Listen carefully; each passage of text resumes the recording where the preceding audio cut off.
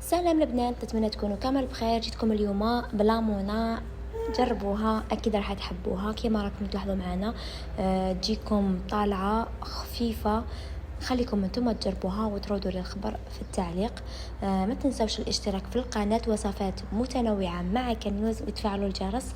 ونروحوا لطريقه التحضير. اول حاجه نحضروا العجينات تاعنا، راح نحتاج فيهم 4 ملاعق كبار زيت نباتي، كذلك كأس إلا ربع حليب، ضروري الحليب هنا يكون دافي، كذلك نصف ملعقة كبيرة خميرة كيميائية، ملعقة كبيرة سكر حبيبات، ملعقة ماء الزهر، نصف كيس خميرة كيميائية، نصف حبة بيض، كيس سكر فاني، نصف ملعقة صغيرة ملح. نخلط لهنا المكونات جيدا كما راكم تلاحظوا معنا. بعدها نروح نضيف الفارينة. كمية الفارينة لهنا هي حوالي 2.5 كأس. كملاحظة النصف الكأس الأخير ما تضيفوش دفعة واحدة، ضروري انكم تضيفوه بشوية، لأنه العجينة اللي حنتحصلوا عليها في الأخير تكون تلصق في اليد، تكون طرية. حذري انكم تيبسوا العجينة تاعكم، واذا يبست لكم العجينة تاعكم عادي تروحوا تضيفوا غير شوية حليب وراكم تفتحوا فيها حتى تطرى لكم. كما راكم تلاحظوا معنا.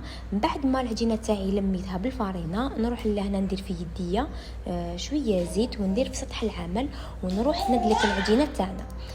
مده الدلك تاع العجينه لهنا حوالي 20 دقيقه. كما راكم تلاحظوا معنا العجينه لهنا تكون الطريه قراف وتلصق في اليد.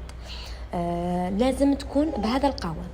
ندلكوها كما راكم تلاحظوا معنا مدة 20 دقيقة.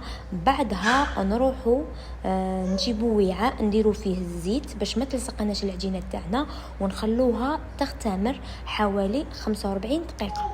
ضروري انها تختمر، تدي وقتها في الاختمار، وضروري انه يكون الوسط اللي حتختمر فيه يكون دافي، ما يكونش بارد. اذا عندكم الوسط تاعكم اللي حديروا فيه العجينه تاعكم يكون بارد، روحوا حضروا حمام مائي وخلوها في هذاك الحمام المائي تختمر في راحتها. المهم تطلع لكم العجينه تاعكم. ما تنسوش العجينه تغطوها بغلاف بلاستيكي وبقماش. من جهه اخرى نروح نحضروا الكريمه تاعنا. نحتاج فيها كاس ونصف حليب مع مع ملعقه كبيره تاع النشا ونصف، كذلك 2 ملاعق كبار سكر حبيبات. نخلط جيدا. بعدها نروح نضيف الكسرونه، نروح ندير الكسرونه تاعنا على نار تكون قليله، ونخلط جيدا حتى تتشكل لنا الكريمه تاعنا. بعد ما تتشكل نروح نضيف ملعقه كبيره زبده ونسكافي. اللي ما يحبش النسكافي يدير لافاني لهنا على حسب الذوق تاعكم. نخلو الكريمه تاعنا في الثلاجه تبرد. من جهه اخرى نروحوا العجينه تاعنا كما لاحظتوا بعد ما اختمرت لنا مده 45 دقيقه، نروح لهنا نخرج لها كامل هذاك الهواء، نتركها حوالي 10 دقائق. بهذا العجينه تاعنا صارت جاهزه. نروحوا نقسموها لقسمين ونشكلوا الخبيزات تاعنا. الخبيزات اللي هنا ضروري انهم نديروهم في ورق الطهي، لانه يتلاصقوا نوعا ما. لازم نديرهم في ورق الطهي ونخبزوهم برفق، ما ترقوهمش بزاف وما تخشنوهمش بزاف، ديروهم في المتوسط كما درتهم انا. نروحوا نغطوهم ونخلوهم يختمروا حوالي 20 دقيقه، ومن الاحسن انه يكون الوسط يكون دافي. بعد ما اختمروا لنا كما راكم تلاحظوا معنا، نروحوا ندهنوهم بصفار البيض. لهنا ندهنوا برفق باش الخميره تاعكم ما تهبطوهاش غير بشويه. بعد ما ندهنوهم نروحوا ندخلوهم للفور يطيبوا عفوا. الفور تاعكم يكون مشغول مسبقا، وغير دخلوا الصينيه نقصوا للنار، خلوها في المتوسط وخلوا الخبيزات تاعكم يطيبوا.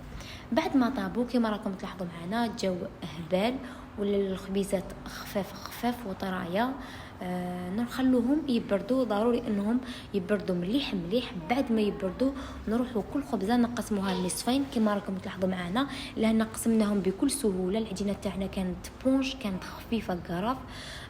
بعدها رحنا حشيناهم بالكريمه. الكريمه اللي هنا حليناها بالخلاط الكهربائي بعد ما تكون بردت اكيد.